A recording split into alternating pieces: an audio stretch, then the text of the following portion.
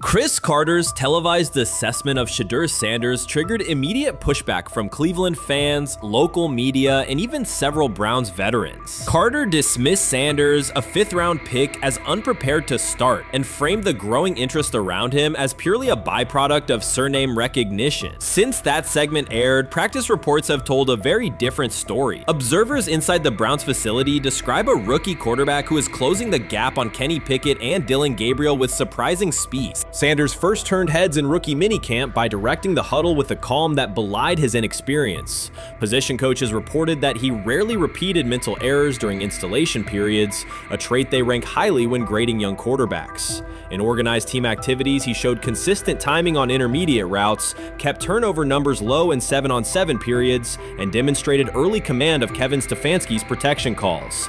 That steady execution earned him a handful of first-team snaps, reps that would ordinarily have belonged to Pickett by default.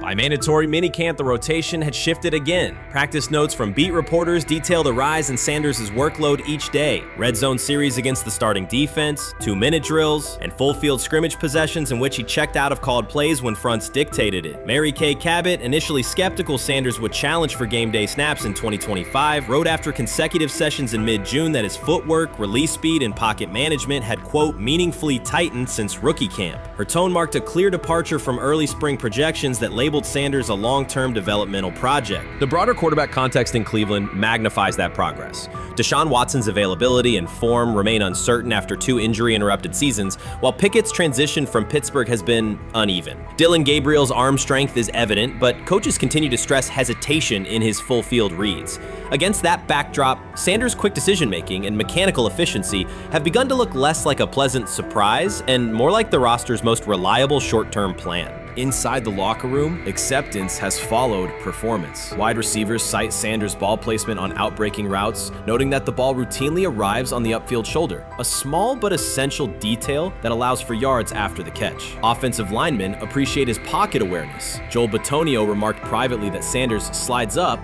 instead of bailing when edge pressure flashes. Defensive backs say his eye discipline forces them to hold coverage longer than they expected against a rookie. Such cross-positional respect develops only when day-to-day tape shows tangible improvement. The reaction to Carter's critique highlights a recurring double standard applied to young black quarterbacks. Traits celebrated as swagger or confidence in other players were labeled arrogance when associated with Sanders, yet the quarterback himself has not responded publicly. There have been no subtle social media jabs, no mention of critics in interviews, only repeated references to competing for every rep and learning from veterans. That measured approach, combined with hard evidence from practice, has softened earlier doubts among coaches who prioritize demeanor as much as arm talent.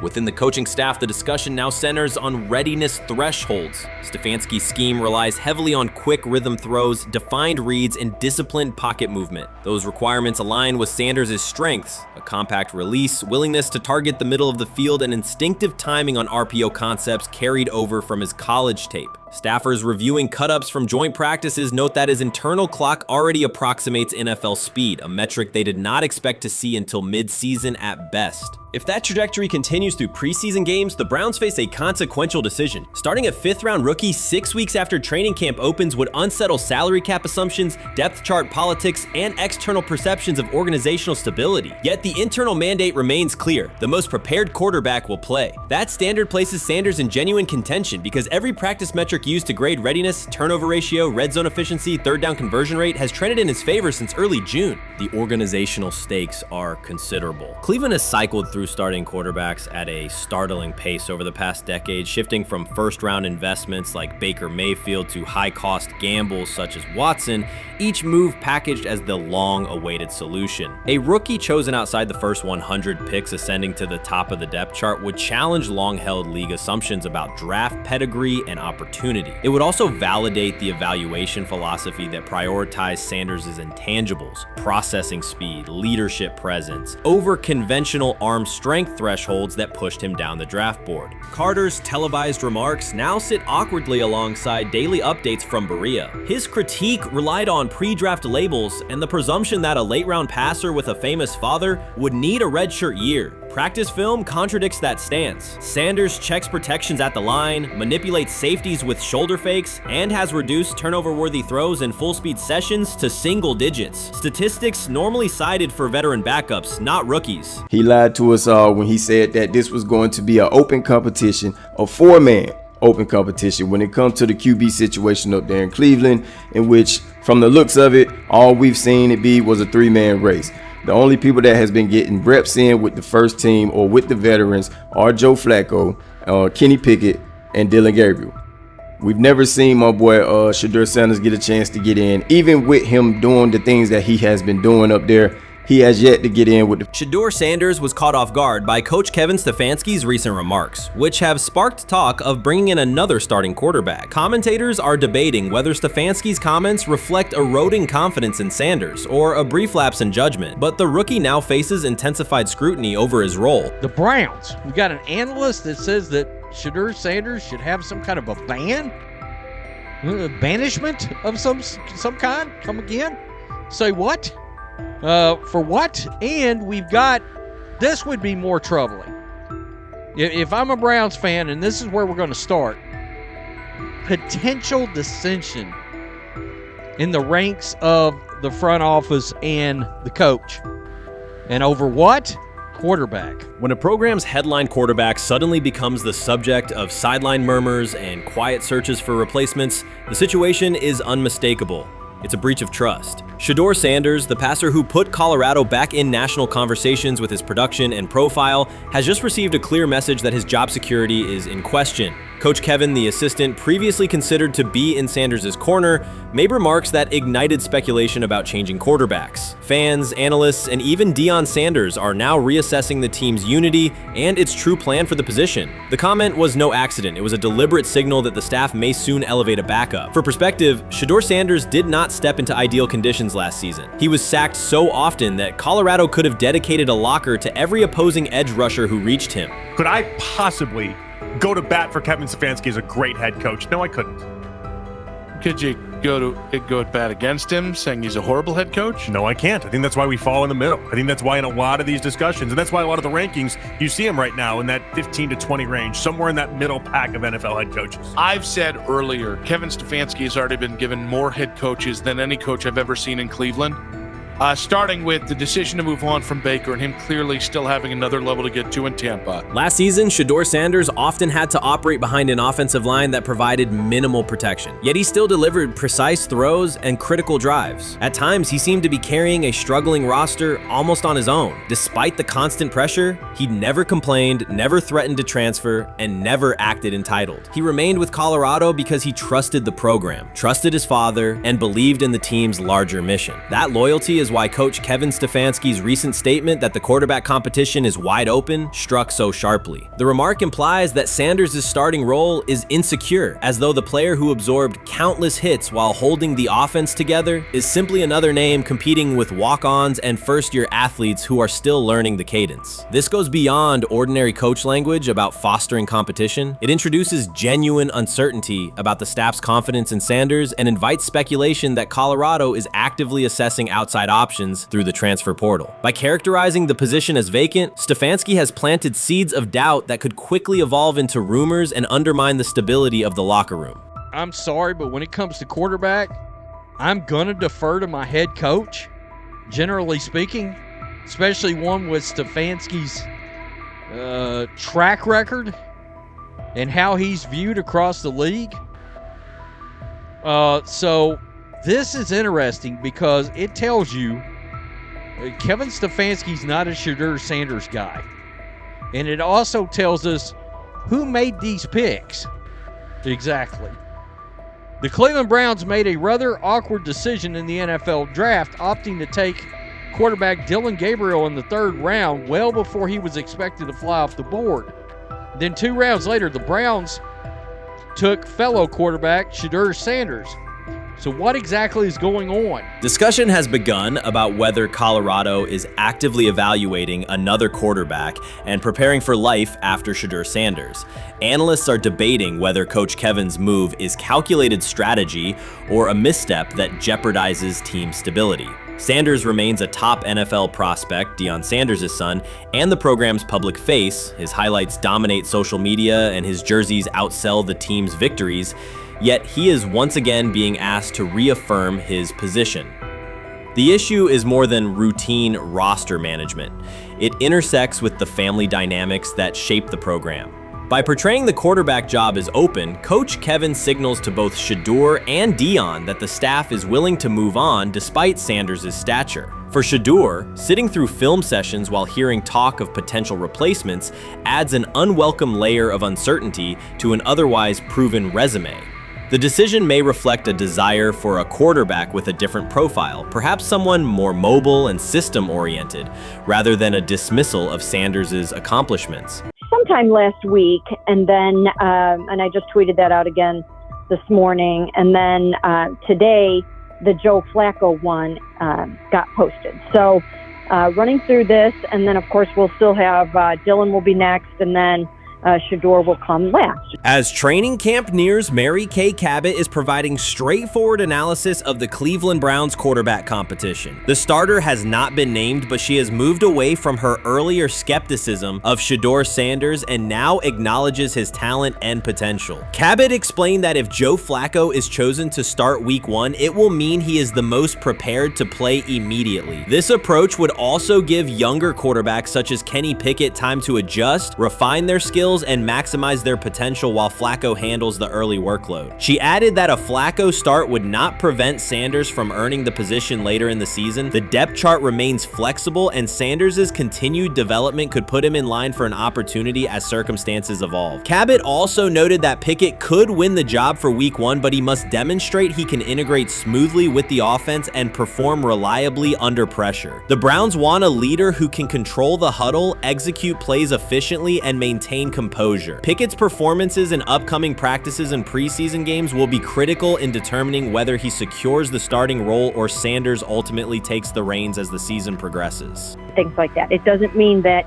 that Kenny can't swoop in there and steal that job by them, but he's really going to have to show that he has a complete mastery of this scheme and this system, and that they don't have to dial it back a lot to put him in there. So these will be some considerations, and I do think that that as the preseason goes along, it will become evident.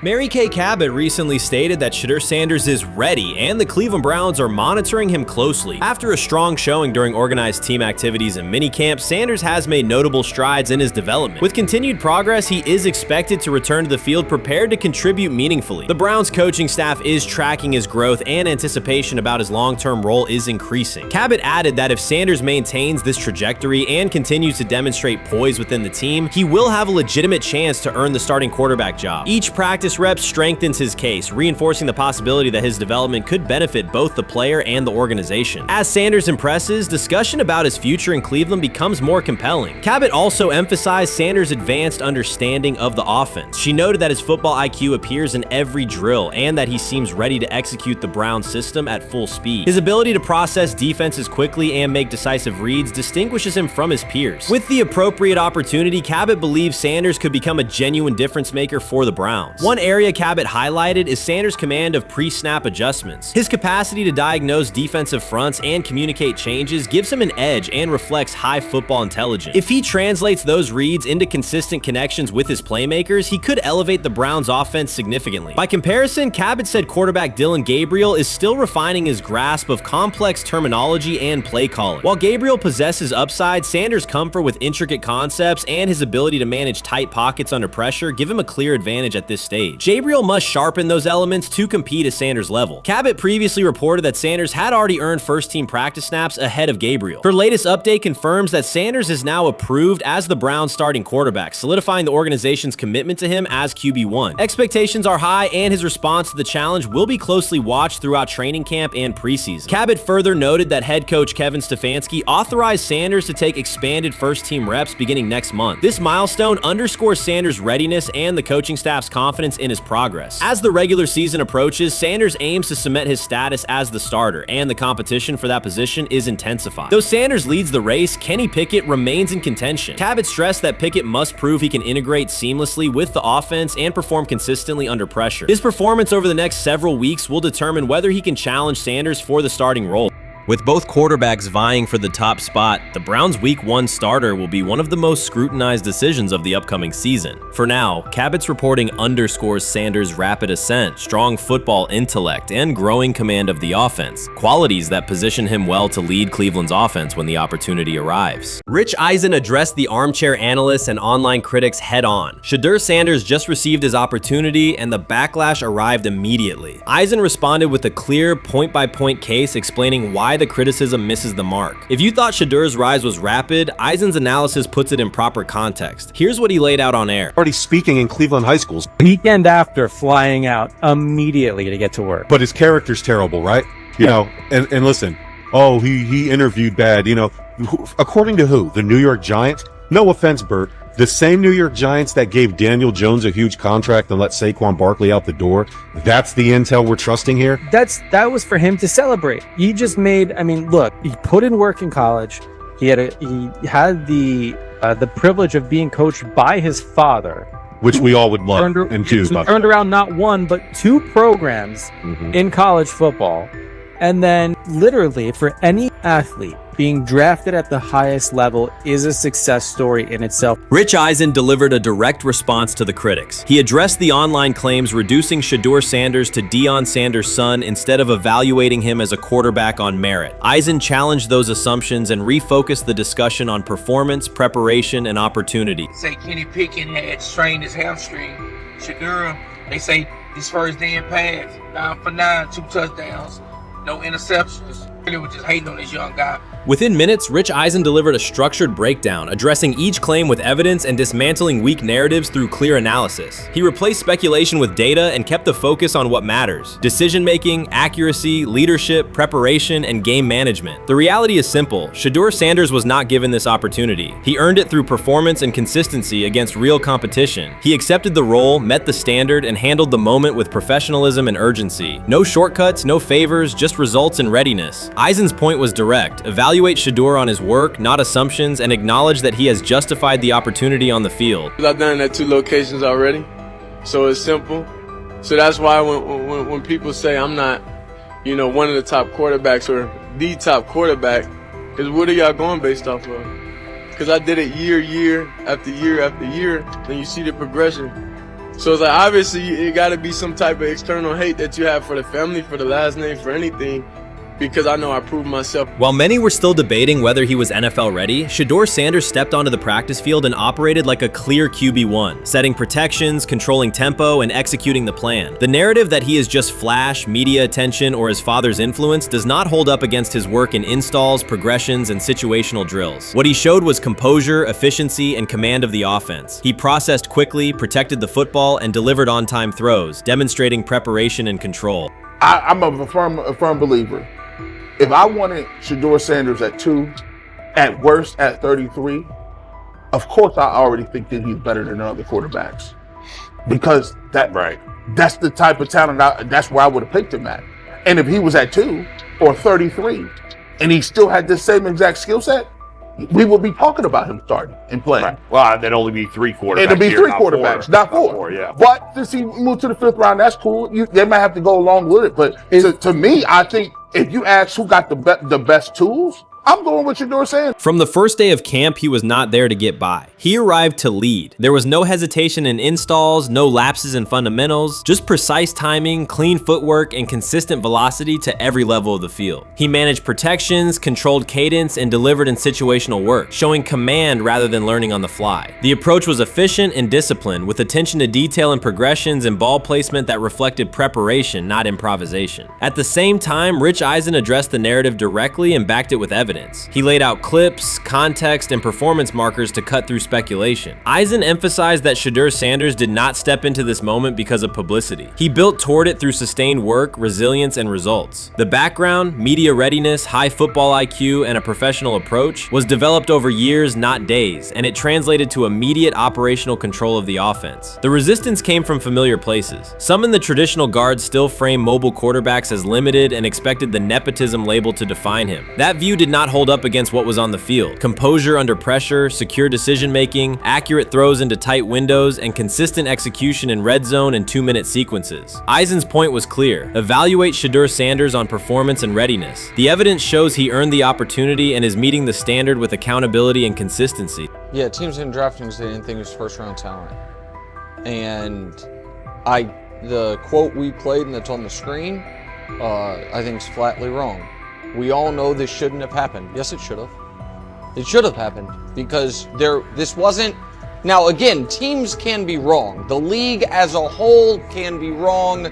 Hell, the Baltimore Ravens drafted a 25-year-old tight end before they drafted Lamar Jackson in the same draft. The die is not cast on who Shedeur Sanders. He stated it plainly. This is not a celebrity appearance. This is a quarterback with pocket presence, leadership, and decision-making that stands on its own. You either show it or you settle into a backup role. Shedeur Sanders is not auditioning. He is establishing himself as the starter. When the opportunity arrived, whether through injury, trade, or depth chart changes, Shedeur was prepared and delivered. He did not hesitate. He executed the offense and finished drives. As others tried to catch up to what they were seeing, Rich Eisen reinforced the same message he has been repeating. Evaluate the work. Camp reports have been consistently positive, but the important shift is how the performance is being received. Casual attendees who came to observe left talking about Shedeur's command and poise. Detailed observers focused on his pre-snap reads, protection checks, and audibles, highlighting the mechanics, timing, and ball placement that support efficient, controlled play. You made an interesting point. So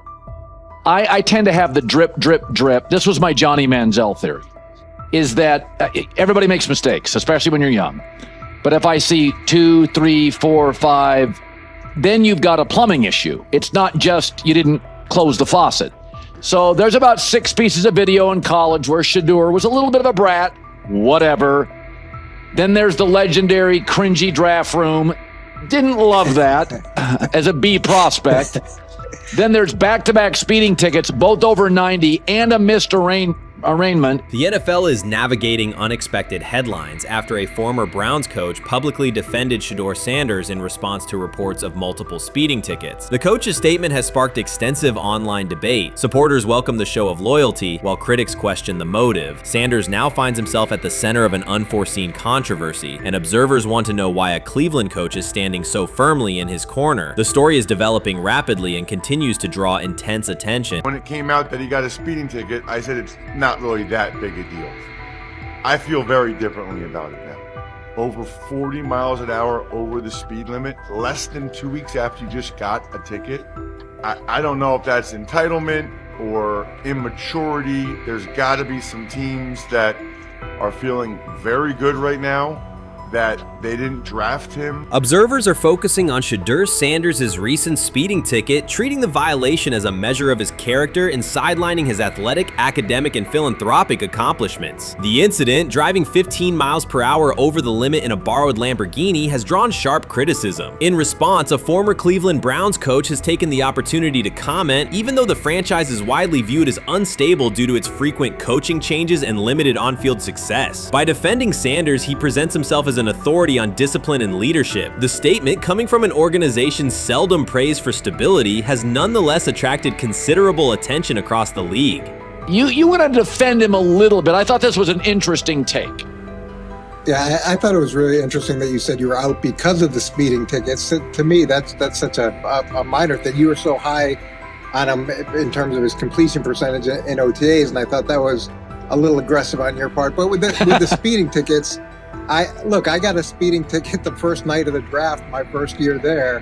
I thought maybe I'd get the benefit of the doubt, but they gave it to me anyways.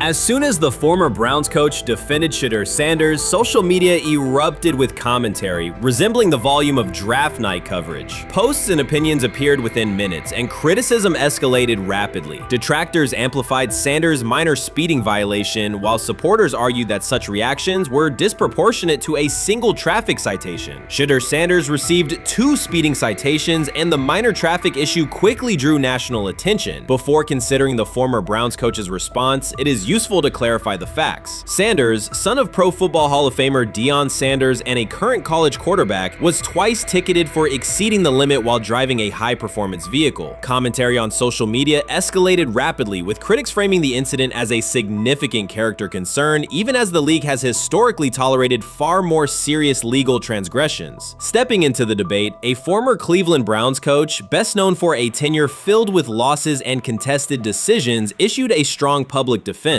He argued that 2 speeding tickets should not define Sanders' reputation or overshadow his on-field talent and community work, urging a balanced assessment of the player's actions. I don't love it from a 5th-round draft pick. I don't love that it happened multiple times. But I do think that this is the first time he's been away from his dad. And, you know, there's going to be some growing pains. Now, would I sell my stock on it like you are? Not because of a couple speeding tickets, especially in light of the problems that Brown's quarterback room has had to deal with legally in the last few years. I mean, this is nothing. The debate quickly shifted from 2 speeding citations to broader claims about integrity, growth, and leadership. The former Browns coach framed the infractions as moments for personal development and urged observers to view them in context. Critics responded forcefully. Some called for disciplinary action, others questioned Deion Sanders' parenting, and a few sought to discredit the coach himself, despite his professional record already being widely analyzed across the league. The reaction underscores an apparent inconsistency in public standards. Fans often overlook on-field confrontations, heated sideline arguments, and other significant controversies, yet they treated Sanders' as routine traffic offenses, speeding without evidence of reckless endangerment, as indicators of serious character flaws. If such minor violations were adopted as the primary measure of morality in professional football, many players would face similar criticism. Sports media amplified the story almost immediately. Television panels dissected Shedeur Sanders' decision-making, treating 2 speeding tickets as indicators of deeper character concerns. Networks aired detailed segments under banners such as red flags and road rage, repeatedly questioning whether the citations might affect his draft evaluation. Although Sanders is already regarded as a first-round prospect, analysts emphasize that NFL teams value discipline and legal awareness when forming final assessments. Many commentators overlook the fact that other high-profile players have faced more serious offenses without similar scrutiny. Throughout the coverage, the former Browns coach defended Sanders, portraying him as a talented quarterback subjected to disproportionate criticism in a culture that expects near-perfect conduct. His argument was thorough and methodical, asserting that the traffic violation should not overshadow Sanders' skills, work ethic, or future potential. Commentators point out that the coach's intervention was not entirely selfless. He recognized the publicity potential. One day he was an overlooked figure from a struggling Browns era, the next he was a trending name across sports media. The discussion quickly expanded beyond Sanders' speeding citations to questions of image management and narrative control. Critics demanded disciplinary measures, public apologies, team sanctions, and formal statements, yet their objections seemed directed less at the traffic infractions themselves and more at Sanders' high profile, confidence, and resistance to traditional expectations. In practical terms, Sanders' brand remains intact. The coach secures renewed relevance, and the episode supplies another headline in the ongoing story of modern football. The next time Sanders is seen in a high-performance car, the debate will likely reignite, focused not on speed limits, but on the broader culture of the league. Meanwhile, new voices continue to join the conversation. Broadcaster Colin Cowherd has already weighed in, offering his own reassessment of the incident and its broader implications. Breaking news, Shedeur Sanders last night was pulled over going 100 miles per hour. All right, he clocked 101, 41 miles an hour over the speed limit in Cleveland. He will have the opportunity to fight the ticket in court. Now, I'm not exactly sure where he was pulled over, whether or not that it was in Ohio or whether or not that it was in his home state. But typically when you're going 40 over, that's flirting with the line of reckless driving. Folks, I gotta tell you, I don't understand what it is with these young men driving at absurd speed. Colin Cowherd's view of Shedeur Sanders shifted abruptly. Days after praising the quarterback's poise and skill, he appeared on air to declare that Sanders is overhyped, unfocused, and distracted by celebrity. The reversal was immediate, without any gradual reconsideration. Cowherd now frames Sanders' 2 speeding tickets as evidence of poor judgment, even though he has defended other quarterbacks facing far more serious off-field issues. The sudden, wholesale withdrawal of support leaves viewers questioning the consistency of Cowherd's criteria and illustrates how quickly media narratives can change when minor incidents receive outsized attention. This is okay. Okay. How much of this is, I mean, Jimmy Haslam has his hands all over Manziel, has his hands all over Deshaun Watson, admitted it, man enough to admit it. I saw the reaction in the draft room when they took Shedeur Sanders. It's pretty obvious it wasn't the coach and the GM's pick. How much is this team has 8 last place finishes in 13 years owning it. How much of this is we don't have a very good owner here like Washington, D.C. and the Commanders? Yeah, I didn't love the owner stepping in and saying, you got to take this guy in the 5th round.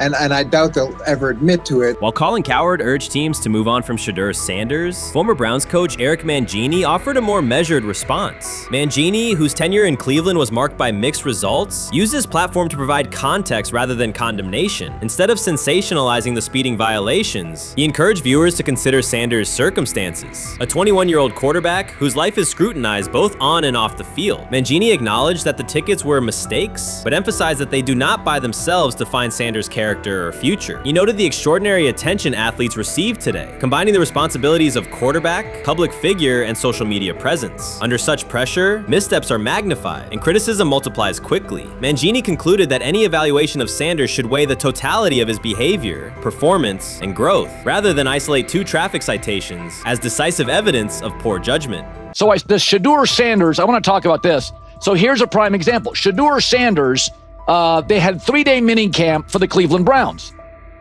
And now Jimmy Haslam actually has some money. The Bengals owners and the Rooneys are near the bottom of the league in net worth. But what the Browns have is what I would call the Buffalo Bills used to have this years ago, pre-Josh Allen. What are Browns veterans saying about Shedeur Sanders behind closed doors? According to internal discussions, the feedback goes beyond casual praise. Several veterans describe his performance as franchise level. Private locker room conversations compare his command of the offense to established starters. And one senior assistant reportedly called him Sunday ready after a single walkthrough. The consensus is that front office staff and coaches have taken serious notice. Inside the Browns facility, informal conversations circulate among players and coaches. These remarks carry significant weight in personnel evaluations and often influence practice rotations. When veterans speak this strongly, the message typically reaches decision makers quickly, especially during roster planning. In short, the internal perception of Sanders is already affecting how the staff views the current quarterback depth chart. Browns vets kind of weigh in on Shedeur Sanders and how he's been since he arrived in Cleveland, in Pound Town. And I think it's very, very important that we discuss it, because it'd be really easy for these vets to, this wasn't like a on-the-record interview. This is just kind of back channels into what the vets are saying, the rumors, but the sources telling us.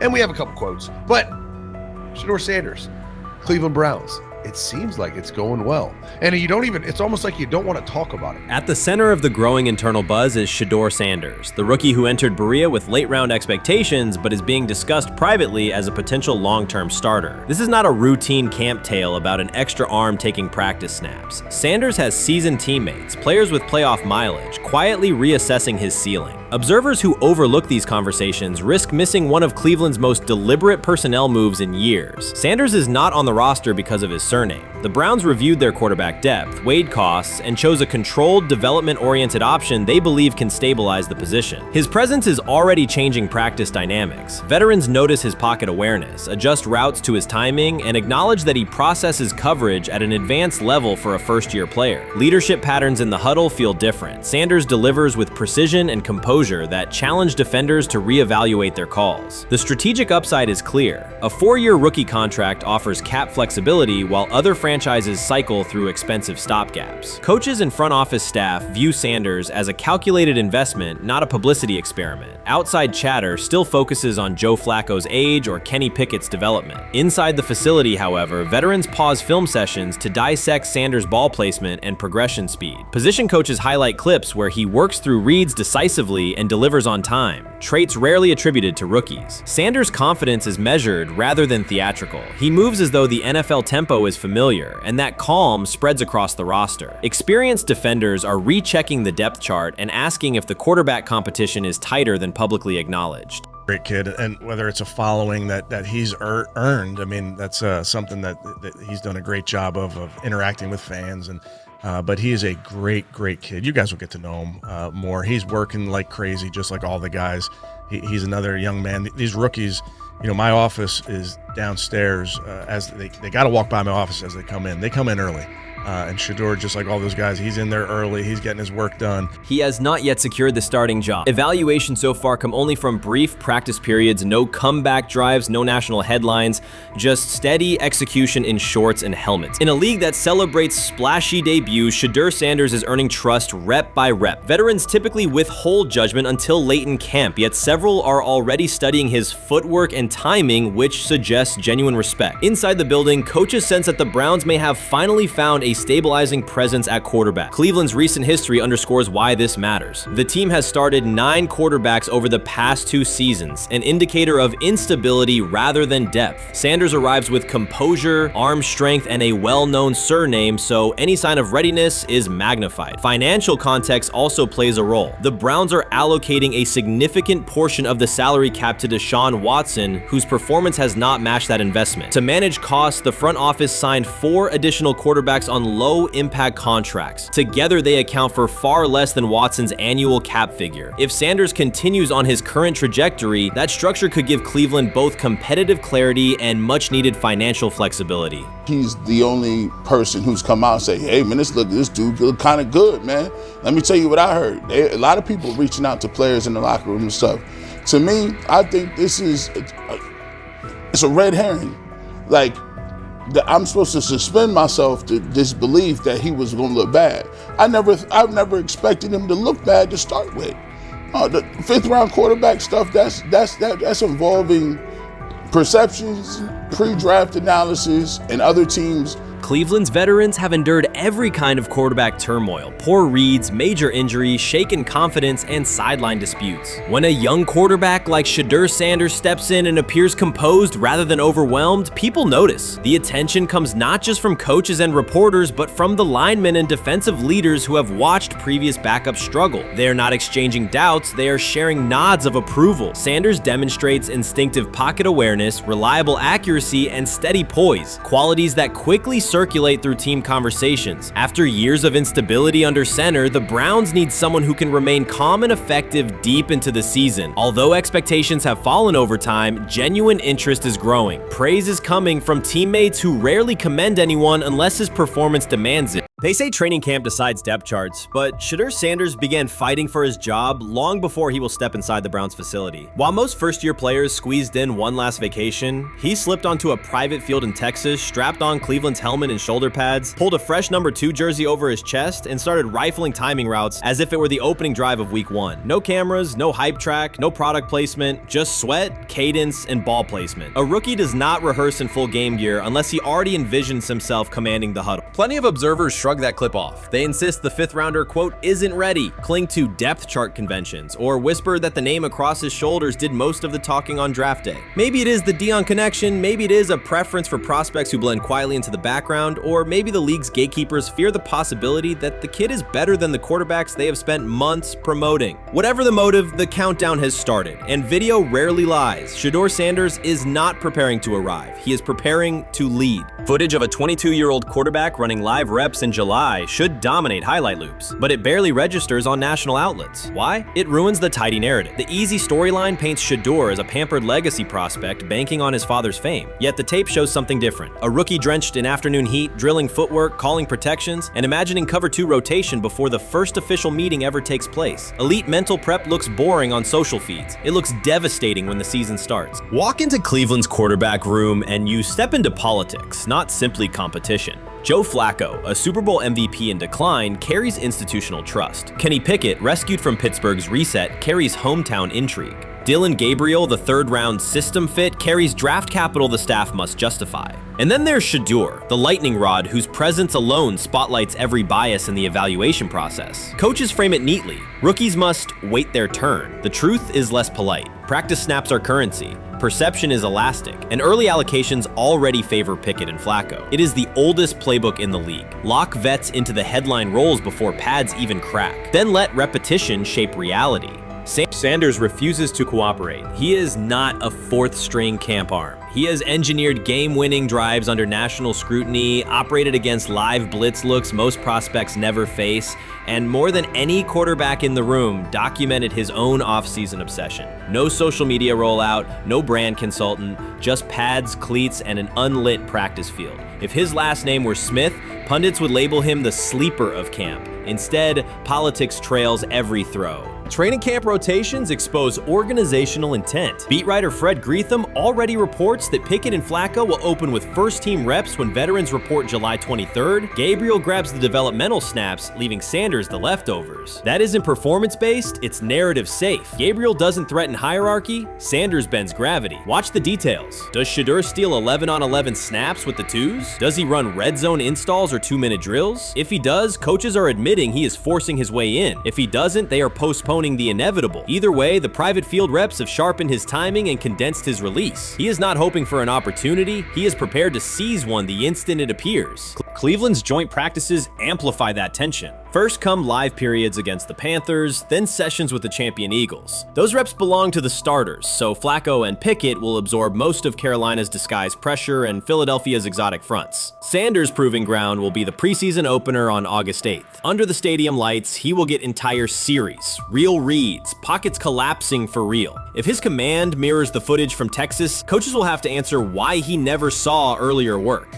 Reps are scarce. 10 padded practices separate veteran arrival from game one. Even an even split, something that never happens, would hardly suffice. Instead, the staff will funnel snaps toward the comfortable choices. That strategy can bury a rookie, but it can also spark an eruption when limited opportunities turn into highlight drives. One flawless touchdown march in the second half of a preseason game, and the dog pound will chant his name. Then the staff's narrative control evaporates. Criticism of Sanders has never matched the scrutiny applied to his peers. Analysts nitpick a ball pat, a foot angle, a pump fake, Pickett's inconsistency, Flacco's diminishing velocity, Gabriel's college system crutches. Discuss politely, if at all. With Shedeur, the critiques arrive as coded doubts. Does he rely on the family brand? Is he coachable? Can he stay humble? That double standard is as old as the league's resistance to outspoken black quarterbacks. Add Deion's unapologetic persona, and each Sanders rep becomes a referendum on establishment comfort levels. Shedeur answers not with rebuttals, but with work. Work captured in silent footage more deafening than any debate show monologue. Quarterback drama masks broader roster cracks. The Browns receiver group is crowded yet unproven. The safety room failed to create turnovers a year ago. Interior defensive linemen are still rehabbing, and the offensive line must retool on the fly. Which quarterback can navigate that turbulence? Flacco's pocket mobility is limited. Pickett's confidence remains fragile. Gabriel is months away from processing NFL disguises. Sanders, forged by perpetual doubt, offers poise under chaos and meticulous preparation, a combination this franchise has lacked since, well, almost forever. Forget politics, depth chart etiquette, and recycled sound bites about developmental timelines. The only metric that counts now is who did the work. Sanders pounding through full gear scripts in late June is not vanity, it's vision. While the league sleeps, he refines his drop steps. While media speculate, he rehearses third down checks. He has already decided what he is. The organization must decide if it can recognize it in time. The preseason will provide the answer. Live bullets, real blitzes, stadium noise. When those throws leave his hand under pressure, no one will discuss ball pats or surnames. They will ask how a quarterback this prepared slipped to round 5. And if the performance matches the preparation, excuses about lack of reps will dissolve. It will be production against perception, and Shedeur Sanders has been producing where no one could see. Ready is the wrong word. He has been ready. Urban Meyer's roster history underscores the absurdity. Meyer coached Aaron Hernandez, whose off-field crimes are well documented, along with other players entangled in assaults, academic misconduct, and more. Yet Feinbaum singled out Newton, a national champion, Heisman Trophy winner, and NFL MVP, as the worst. This selective condemnation is not new. When Deion Sanders recently suggested implementing an NIL salary cap to restore competitive balance, Feinbaum dismissed the proposal and called Sanders a hypocrite rather than engage with the substance. The pattern repeats. Feinbaum routinely targets Cam Newton, Deion Sanders, Jameis Winston, Lamar Jackson, outspoken black athletes and coaches, while extending grace to figures such as Nick Saban, Kirby Smart, Dabo Swinney, or Tim Tebow under similar circumstances. Newton is no longer content to remain silent while others distort his story. In response, he laid out an accurate chronology, highlighting facts the commentary networks rarely repeat. One long-standing myth is that Newton was expelled from the University of Florida. He was not. Tim Tebow held the starting job unchallenged, and Meyer had no intention of displacing his star. Like thousands of athletes each year, Newton transferred to find a place where he could play. The move was strategic, not disciplinary. He is with 3-2-2-5-3-17 to transfer to and Moorbeck. Meyer was. Critics habitually resurrect the 2008 laptop incident to tarnish Newton's entire career. Newton has acknowledged the mistake, but its relevance is overstated. The incident did not prompt his transfer, nor did it derail his trajectory. After leaving Florida, Newton enrolled at Blinn College, a Texas JUCO powerhouse, and led the Buccaneers to a national championship while posting dominant statistics. That performance earned him the opportunity to transfer to Auburn. At Auburn, Newton produced one of the most extraordinary single seasons in collegiate history. More than 4,000 yards of total offense, 50 combined touchdowns, an SEC title, a national championship, and the Heisman Trophy. Achievement compressed into a single year under intense scrutiny. Even that landmark season is recast by Feinbaum as a cautionary tale. He claims Newton ignored head coach Gene Chizik by diving for a goal line touchdown when told to kneel, jeopardizing the game. In reality, Newton explained that the decision was a collective adjustment made in the huddle after reading the defense. While Auburn still held timeouts, the Tigers maintained control and secured the championship. Portraying that moment as reckless serves to recast Newton's success as selfishness rather than leadership.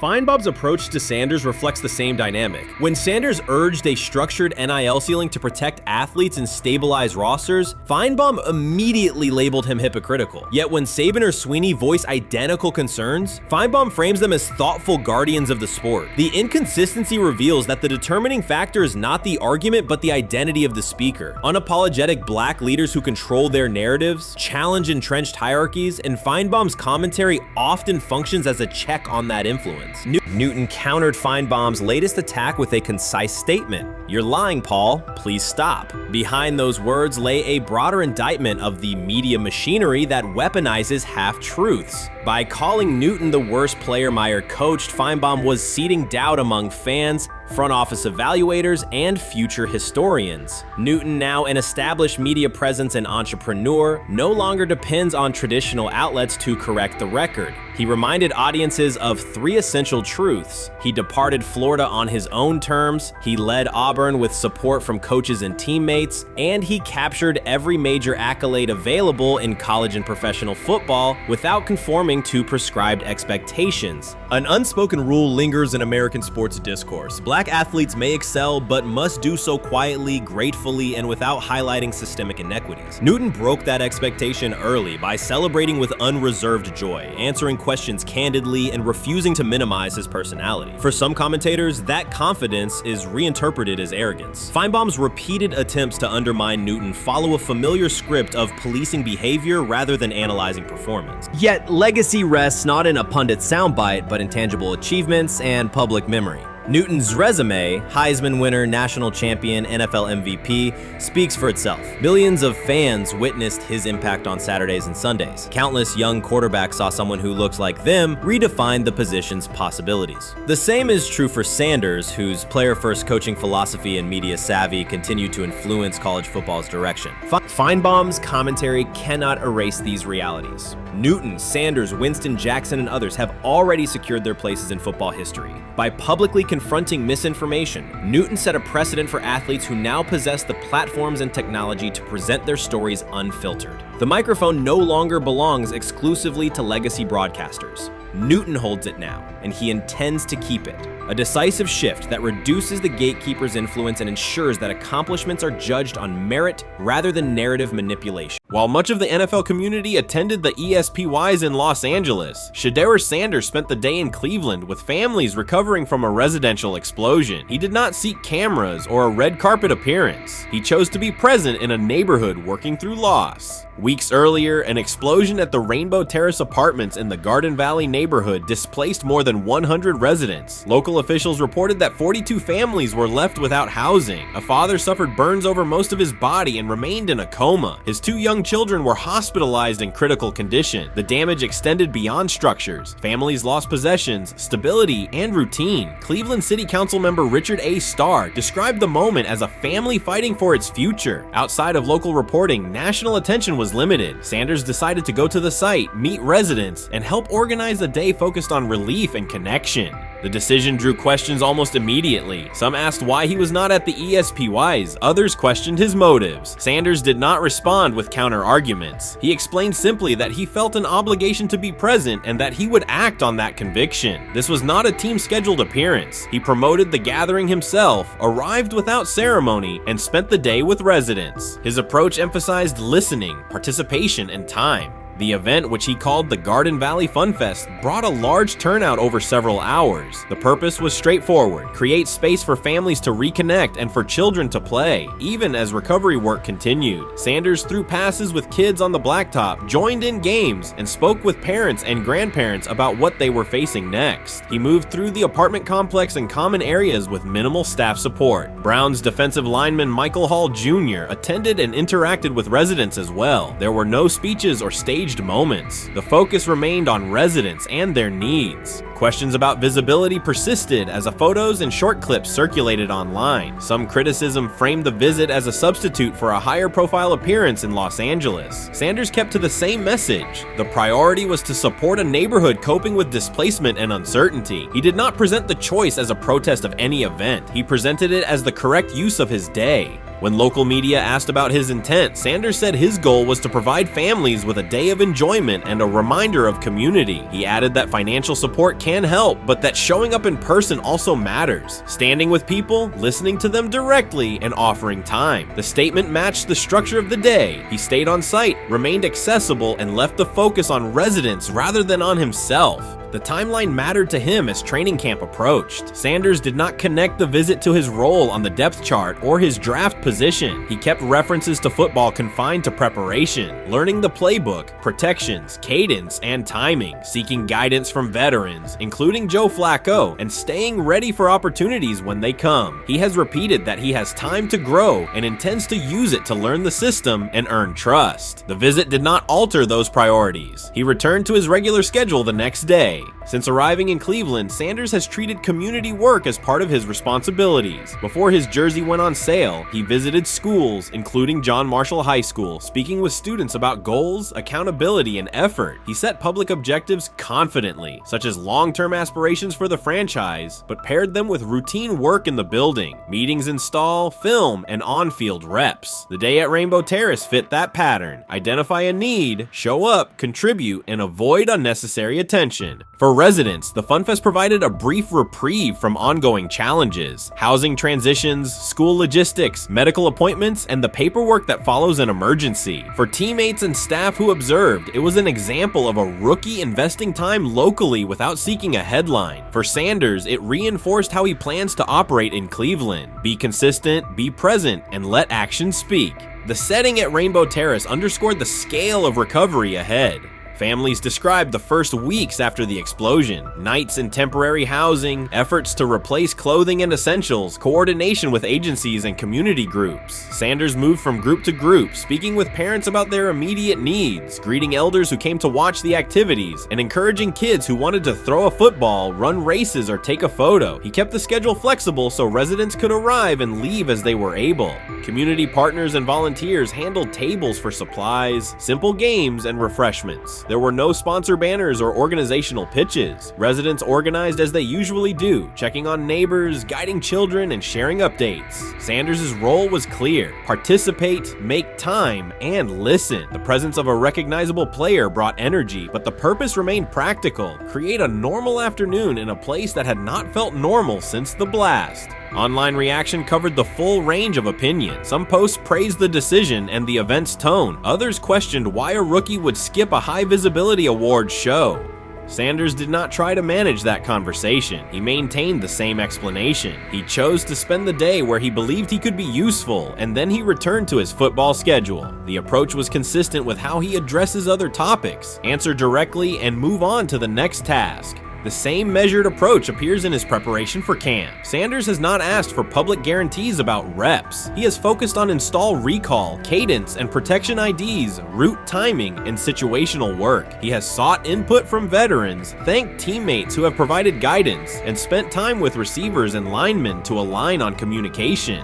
Coaches have emphasized that the quarterback competition is a process, and Sanders has accepted that framework. His emphasis remains on readiness. None of this overshadows the experience and resumes of other players on the roster. It does provide a clearer picture of how Sanders operates as a professional. He separates off-field actions from promotional efforts. He keeps football preparation focused on what he can control. He communicates with teammates across position groups so that timing and expectations are shared. He does not try to steer attention in his favor. He tries to make steady progress. The day in Garden Valley was one example. He arrived without a speech, stayed for hours, and left without an announcement. He did not ask for recognition. He offered time. Residents responded in kind. Kids lined up for catches and races. Parents and grandparents asked about camp and wished him well, and neighbors coordinated rides and schedules around the event. The atmosphere felt like a neighborhood gathering, not a media production. Local leaders who were present or who spoke later emphasized that recovery will take months. Families will continue to navigate housing, healthcare, and daily logistics. Events like the Fun Fest do not resolve those issues, but they help sustain community connections and morale. Sanders' contribution was to create a space for that to happen and to treat the day with the same seriousness he applies to practice, plan, execute, and keep the focus where it belongs. As the preseason approaches, Sanders will continue to compete for opportunities on the field. He has said he will be prepared when called upon, and that he understands the importance of mastering details before focusing on outcomes. The organization will make decisions based on evaluation, and he will accept the results while continuing to improve.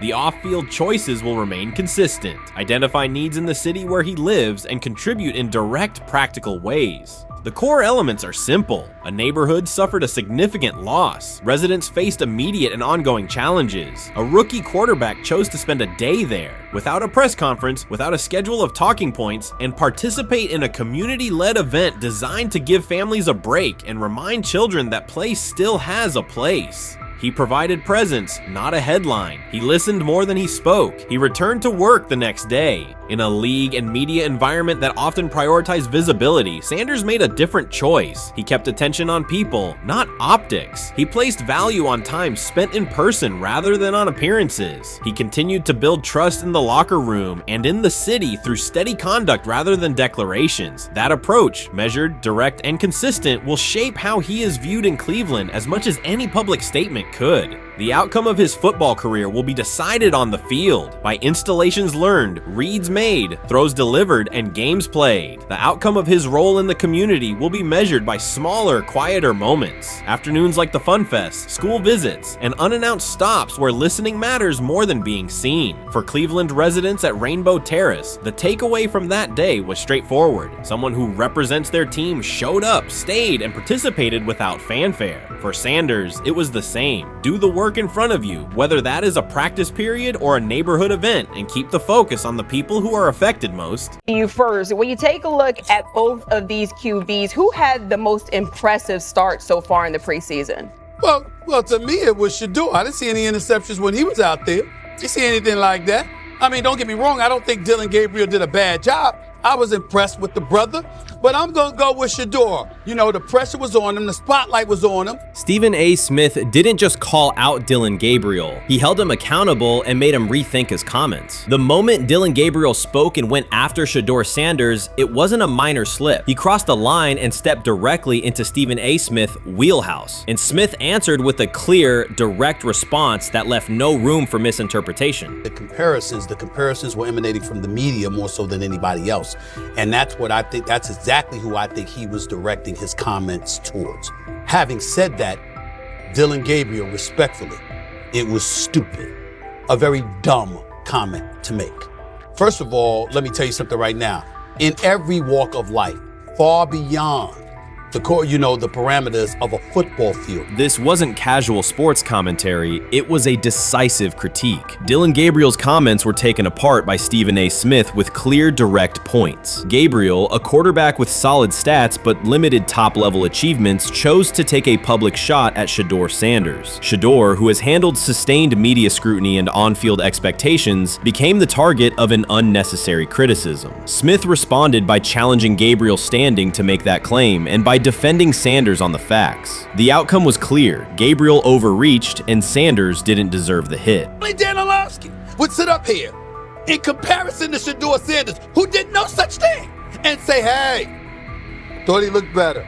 I thought, I got to give him the edge here. I thought it wasn't bad. A pick six and a fumble, and we can get over fumbles. Have you heard anybody say that? I know it's possible. Have you ever heard anybody say, get over? Stephen A. Smith responded immediately. As soon as Dillon Gabriel made his comments about Shedeur Sanders, Smith delivered a clear, point-by-point critique that drew national attention across the NCAA media cycle. Dillon Gabriel has a reputation as a good quarterback, not a dominant one. He can post strong numbers against opponents like Tulsa, but his performance has been inconsistent when the stakes in competition rise to playoff level. Well, those who produce get treated differently than those who don't.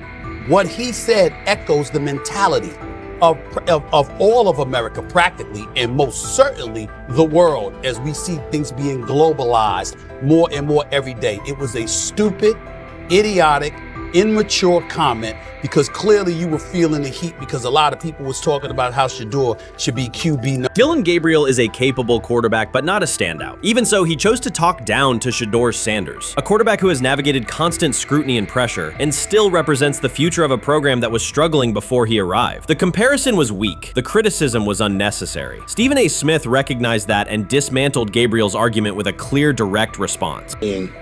How the Browns react to this, how the locker room reacts to this, how Shedeur reacts to this, because it was a clear shot at Shedeur. But let's say Dillon Gabriel's talking about the media. How could you be a brand new quarterback in the NFL and the first time you get behind a mic after your first game, you throw the media under the bus? That's arrogance. Stephen A. Smith excels in moments like this. When Dillon Gabriel made his remarks about Shedeur Sanders, Smith responded with a focused, direct critique. He questioned Gabriel's standing to make that claim, noting that Gabriel has transferred between programs and has not been a Heisman finalist. Without theatrics, Smith laid out why Gabriel's resume doesn't justify taking public shots at Sanders. Smith's point was clear. Targeting Shedeur Sanders, a quarterback central to his program's future and consistently under intense scrutiny, was misplaced. Gabriel's criticism lacked the substance to support it, and Smith methodically showed why. Today on his 42nd I want you to be meaner birthday. That's number one. Number two, after the game, the Browns head coach Kevin Stefanski said there was a mix-up in the routes and that players were in the area that they shouldn't have been. Look at Stephen A's face. Look at Stephen A's face. Look at his face. Stephen A. Oh my Lord. The strength of Stephen A. Smith's response was that he didn't just address Gabriel's remarks. He challenged the image around him. Dillon Gabriel often presents himself as an overlooked contender ready to surprise. But the reality is that his profile hasn't commanded broad attention. It's a clear reminder that not every opinion carries equal weight. In defending Shedeur Sanders, Stephen A. was direct and precise. Shedeur isn't just a quarterback. He is Deion Sanders' son, which subjects him to scrutiny far beyond anything Gabriel has faced. Even under that pressure, Shedeur has maintained his composure, shown confidence, and delivered in key moments that helped revive a program many had written off. Stupidity, all of it. I thought it was a clear shot at Shedeur due to the fact that his Oregon coach threw a shot at Coach Prime and Shedeur during their meeting at Colorado last year. But you know what? The cream rises to the top. Let's see what happens this week. I see a lot of the media talking about they think it was about the media and not about Shedeur. And I think that's a chess move. For Dillon Gabriel to take shots at Shedeur Sanders was a miscalculation. Stephen A. Smith made the mismatch clear. Gabriel's attempt to shame Sanders was unnecessary and counterproductive. You don't target Deion Sanders' son when Deion has turned Colorado into primetime television. It underscored that Dillon Gabriel has often played with a chip on his shoulder because the spotlight hasn't followed him. He has been around long enough to compile numbers but not to earn broad respect. That's why going after Shedeur was misguided. Sanders, despite ups and downs, drives headlines. Gabriel's most notable headlines have been his transfers. Stephen A. Smith pressed that point without hesitation, challenging Gabriel's standing and leaving his argument looking like a forced throw that turns into a pick six. You know what? Still needs to thank me a little bit more for that restaurant I treated him and his family to, because it was big time, and stop embarrassing me by going places and trying to use coupons. That's how pathetic he is. The point is that a pick six and a fumble is usually considered a bad day. Stephen A. Smith didn't need to raise his voice to make the point. He presented Dillon Gabriel as a player whose talk outpaces his resume and defended Shedeur Sanders with clear comparisons. That's why he called Gabriel out so directly. The comparison wasn't just unfair, it was forced. Now look at Gabriel's record. The numbers are solid and he can win against average defenses, but the resume lacks defining markers. There's no sustained Heisman contention, no late season surge that reshaped the national picture, and no postseason moment that cements a legacy. The track record reflects steady production, not top-tier impact. That's the gap Smith underscored. Gabriel's criticism of Shedeur Sanders wasn't supported by what he has accomplished, while Sanders continues to carry a program under constant scrutiny. Let's see some of them step up and make some plays out there. Ain't no way. Gabriel ain't no way. He's not built like that. No way. And this one is picked off and going back the other way. Oh my God, why did he stop playing? Now it's a foot race. And that is that. They told me bust out my AP, perfect timing. H-shot, we about to get legendary. Shedeur started next game, baby.